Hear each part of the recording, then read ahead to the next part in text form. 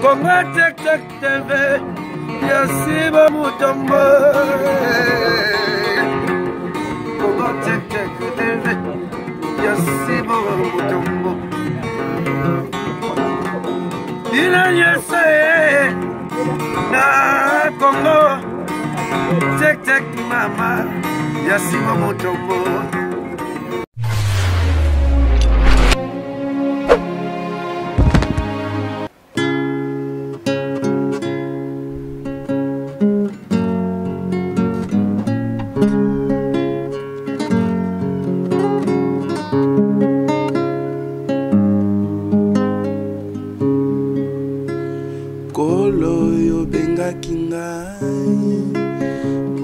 Suka na nzela te nakoma kino na suka ya mombembo na ngai bongo yolakaki ngai ete okotika ngai te ete okosala na ngai kino suka ya nzela ata na kati na mai bambonge pe mipepe otikaki baekoli te yonde obengaki bango sala ndenge moko na nga wana mipepe ekoya bomba ngai na ngolu na yo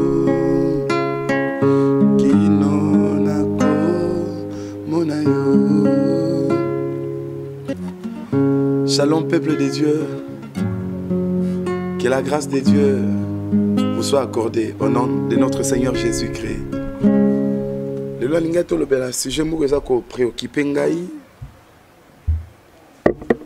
La lingato me camper ko partager ensemble sur un verset. D'autant ngo souvent mais très souvent to ba couple be ba leka onka likolo. Mais la lingato ensemble to mais quand on peut penser sur ça, faire l'étude approfondie sur ça. J'aimerais tous la Bible, la Bible sur 1 Corinthiens chapitre 7, à partir il y a 3e verset, il y a 4e verset. Je lis au nom de Jésus. Que le mari rende à sa femme ce qu'il lui doit, et que la femme agisse de la même envers son mari. Verset 4. La femme n'a pas autorité sur son propre corps, mais c'est le mari. Et pareillement, le mari n'a pas autorité sur son propre corps, mais c'est la femme. Ça c'est profond. Que l'homme rende à sa femme ce qu'il lui doit. Qu'on vivre ensemble, et ça m'a mingi tellement. Cause à moi si à monter, à mobile moto, c'est tellement bon, c'est tellement bon, c'est tellement bon. Mais verso il y a des fois on attend un lelo, je te confie. Et surtout dans le Bible que l'homme rende à sa femme ce qu'il lui doit. Qu'est-ce que l'homme doit à sa femme? Il doit quoi à sa femme? Papa, ni ne sengelo pe ça va moi sinayo. Qu'est-ce que tu lui dois? J'aimerais un peu tout me capé qu'on expliquer version la prière, oui, c'est bien. L'homme doit prier pour sa femme, c'est bien. Il doit intercéder pour sa femme, c'est bien. Mais parmi les blocs, on a un le bela lelo sali s'occuper d'elle. C'est que tu dois à ta femme se prendre soin d'elle. Cela veut dire quoi? Ndengo zwaka soin na yo chaque matin au brosamino au sokolaka au sac forolia au sac à soke loke matin na nzoto popolango. Donc tu prends soin de toi-même. Ata même ba obligé ta ba tindiote mais tu te forces ya ko se prendre soin. C'est pareil pour ta femme aussi. La Bible déclare que le mari rende à sa femme ce qu'il lui doit. Comment aux bolinga motona mais aux oka soin a été. Soins à katola de samut. Soins à parfois au aider épée. À comme meilleur. Votre attention est fixée sur qui? Sur quoi? Si sur ta femme, alors il peut fois sentir que attention est sérieux. Tu dois prendre soin de ta femme. Très souvent, si tu as balani, tu vas s'occuper plus nabana. Qui a besoin de partenaire nae. Moi, si azelaka, au prendre soin nae. Ndengo brosara mino, au monde ango lisumuté. Ndengo lata ba chaussure, ndengo lata elamba yo moko. Ndenga des faux zo pe temps ko lia yo moko. Dozo so soin nzoto na yo. Ndenge Bible zoloba ke mobali esengeli aso soin moi sinae. C'est ce que moi j'aimerais te dire, papa. Niveau il y a soin au ça pas moi aussi. Ils sont à quel niveau? Sur 100%. Ce que évaluer tout au comprendre que peut-être zo comment peut-être zo comaté. Zo comaté. Qu'est-ce qui t'empêche d'atteindre les sommets? Ce que tu dois à ta femme, c'est de prendre soin d'elle. Comment aussi mambongo mozorata ressemble à ta moi si chemise et logo à $1. Si vous avez payé ça, moi, sinon $1. Bon temps, vous avez $1 million, c'est combien? Si vous avez payé ça, moi, sinon je t'aime. Comment tu parviens à le dire ailleurs? Mais ça, c'est de l'hypocrisie. Bible Zoloba, que l'homme rende à sa femme ce qu'il lui doit. Moi, ça, c'est méritango. Et ça, c'est que mandango. Mais on méritango. Il faut prendre soin d'elle.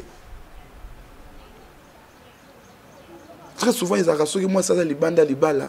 Aux hommes, moi, c'est propre. Mais il suffit qu'à côté d'Andako, beaucoup d'hommes font la poser question. Quelle était la dernière fois au côté de moi, sur nos boutiques, au Sombele Lamba?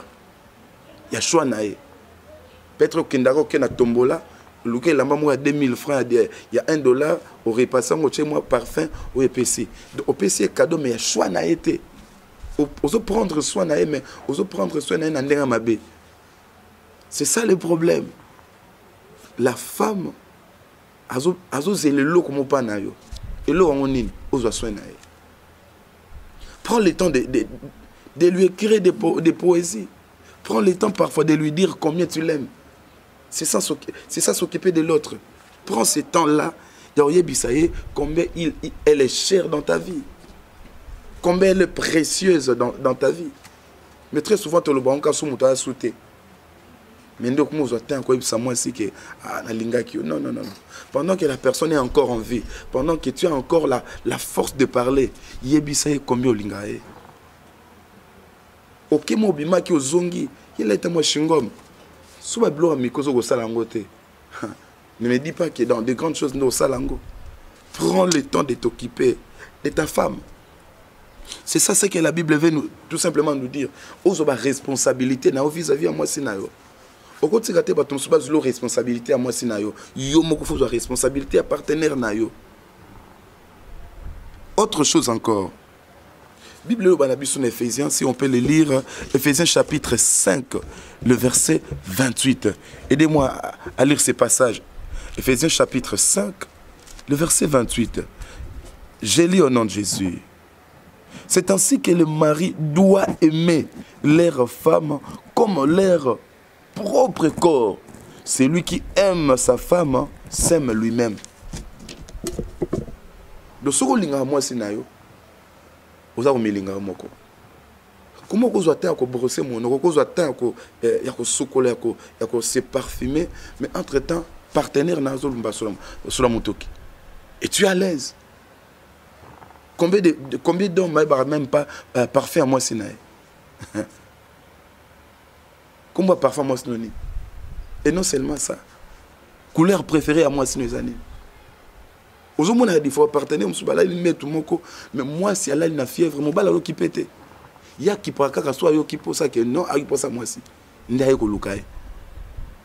en dehors, il y a c'est comme si yo mi bal na mi bal balala mbet mo. C'est ça le problème. Tu dois prendre soin de ta femme à méritango. Pareil pour les hommes, pour les femmes plutôt. Qu'est-ce que la femme doit à son mari? La soumission. Combien de personnes, combien de femmes bah soumises? Il y a ce que a commis soumise, il y a qui entre ba fin du mois ba temps mobali azwaka mbongo ndo mona ndo la sa soumission mais soki mbongo na ndako ya lisute soumission ezate soumission non maman et ça caractériser na nini na mbongo kaka soki mbongo ezate combien de femmes ba servant so mibali te mobali osengi loko boye ça na lembi nanga do ya comment une servante ya bana mais aibi ko servir mobali te. La soumission n'existe pas. Soumission veut tout simplement dire ceci. Tu n'as plus de droits, tu n'as plus d'autorité sur toi-même. Laisse-toi être dirigé. C'est ça la soumission. Avoir l'esprit d'écoute. Combien de femmes basent en souté? Ils ont préféré des fois au parents. Ils ont préféré au parents. Mais ce mobile a le bon caractère. C'est ça le problème. Le mari a droit au respect. Le mari a droit à la considération. Toi, tu considères le mari des autres. Tu leur parles avec tant de respect. Mais ton mari à toi, t'as le barnaï. Avec haine, avec mépris. C'est ça le problème. Mon bal et sengil au rendre naïe soumission, PC soumission. C'est pas moi qui le dis, c'est la Bible qui le dit, qui l'affirme. Que moi, c'est Sengil, au rendre pas mon bal nayo. Oiseau mérité. Autre chose encore, dans verset 4, dans Éphésiens Nabiso, Bible Zolo Baboy. La femme n'a pas autorité sur son propre corps. La femme n'a pas autorité sur son propre corps. Comment Ozola Tabilamba n'a goût na na mobalité? Or mobile no linga ba robe yo linga bakanga pichu bakanga dadi mobile no linga ba par exemple ba jean ba pantalon yo linga ba robe lokola ba mamelo. Or tu n'as aucune autorité sur ton propre corps. Donc ce que tu dois faire sur ton corps, il faut décider. Même quand il faut changer de coiffure, il faut poser autour avis à mobile na yo. Oh non, nalingaki na cha suki boy. Mais est-ce que mobile non t'a alingaki yango? Yoko lata na gu ya mobile ya voisine te. Il faut lata na gu mobile na yo. Yoko sa na nzoto ndengo lingité ya nzoto nanga. Bible lobby, la femme n'a aucune autorité sur son propre corps. Oyoko linga fo salango ya nzoto nanga nzoto no souté. Nzoto na yo mobile na yo. Les deux deviendront une seule chose. C'est le mari qui doit décider. Et pareil pour l'homme aussi. Yoko décider te pour le chef. Oui, je ne refuse pas position na chef. Mais le problème est la Bible me dit aussi que l'homme n'a aucune autorité sur son propre corps. Yoko salate okando lingi. Tu dois parler à ta femme. Donc, tant que ça qui yomoko, n'importe comment, n'importe quoi. Mais parce que tu es maintenant marié, parce que tu es le poudé, alors, on s'appelle à vie naïe. À vie naïe. Parce que tu n'es plus seul, tu es maintenant en deux, tu es en équipe. Alors, quand tu veux marcher, attends que le pied gauche, il faut consulter le pied droit. Ce qui a boyé autant de l'harmonie de la marche, c'est lorsque ces deux pieds et c'est décidé d'être ensemble. C'est ça le problème, c'est ça le problème. Or, il y a encore un autre problème dans le couple. C'est que moi j'ai remarqué. Il y a des choses où ça l'a que couple et côté n'a pas problème. Lorsque la personne n'a pas dit que boss n'a pas responsabilité, laisse-moi te dire. C'est le déluge qui va arriver. Je ne sais pas si tu m'entends bien. Les comportements d'épouse, parfois, qui nuisent au couple, j'aimerais vous les présenter. La première des choses, ou le premier élément, ils ont nuire na vie à couple. Ils ont le manque de confiance.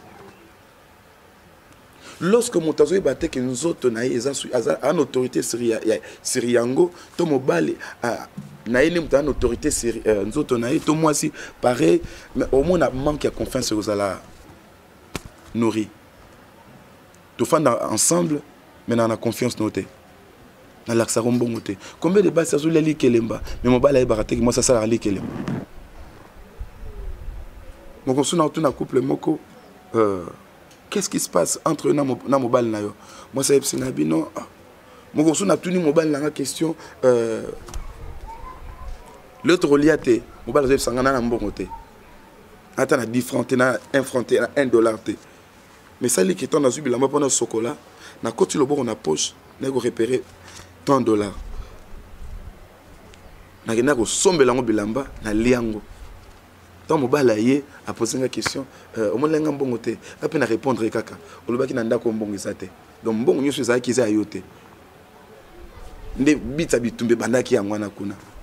C'est ça le problème. Lorsque tu ne fais pas confiance à ton partenaire, comment zolinga liba na bien marcher bien, comment zolinga mobala linga yo, comment zolinga moi ça se soumettre na yo, ce que ça quoi inspirer confiance te. C'est ça le problème. Manque à confiance. Et comme ça là que montaloba kolonzoto na ngai. Non non non. Tu n'as aucune autorité sur ton propre corps. C'est ta femme. Et pareil aussi pour la femme. C'est ton mari. Des comportements qui nuisent au couple. Deuxième élément, dans le bien zali, critique négative. Critique négative. Suite au temps de la Bible, dans Proverbe chapitre 18, verset 21. La Bible déclare, la mort et la vie sont au pouvoir de la langue. Quiconque l'aime en mangera les fruits. Toi, tu veux seulement, yo kakayo, mais yo eba kolobate. Yo so fungoli monoko, ezapo mboke pe la moto. Or, Bible zo dans Matthieu chapitre 7, verset 12. Oh, liba salote ko sa moningate. Yo sera toujours négativiste. Lorsque tu parles, ba critique na yo zalaka négative. Sur ça l'inventaire, ya maloba na yo, on remarqué sur 100%, 51% ezaka négatif, 49% positif. Tu vois pas que non, même dans l'examen des taux 8, il faudra 50%. Dans votre couple, qu'est-ce qui règne? Est-ce que tu joues bien ton rôle? Est-ce que responsabilité na yo?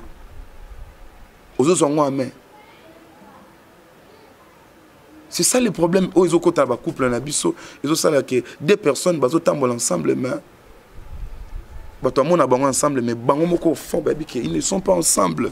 Ils ne sont pas ensemble. Autant un couple même à David, Michal. David a loué ensemble, Michal se permet de critiquer David. Ozobina liboso bata pamba. Mais mutalo bongo pas mobali naye. Est-ce que vous avez Michal? Tu n'arrives pas à encourager ton mari, tu n'arrives pas à encourager ta femme. Vous avez toujours une critique négative. L'amour est symbiote. Blog on l'a mis bien. Coiffure est symbiote. Vous avez rappelé à Moutou Malam, Moutou Nermabe. Comment vous avez Moutou Alingayo pendant que vous avez toujours une critique négative? Comment? Comment zolinga muta se soumettre pas na yo mais yo moko nano yé qualité ko construire ba critique na yo positive et négative.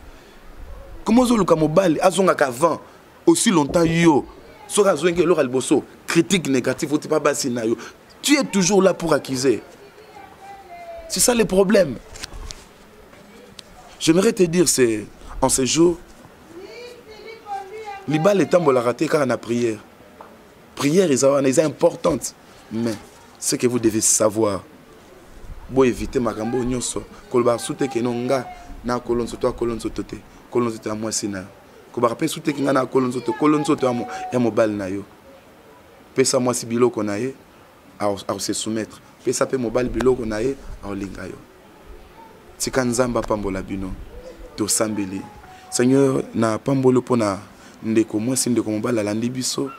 Si ka aider couple naé, si ka aider vie naé, afin que va atteindre le sommet, afin que va vivre un mariage heureux, afin que va vivre en harmonie conjugale. Bénis tout le monde au nom de Jésus-Christ.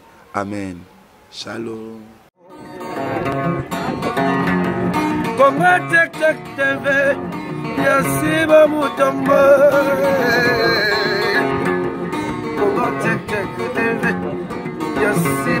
Mutombo. Inanyese na Congo. Tek tek mama, Yasima Mutombo.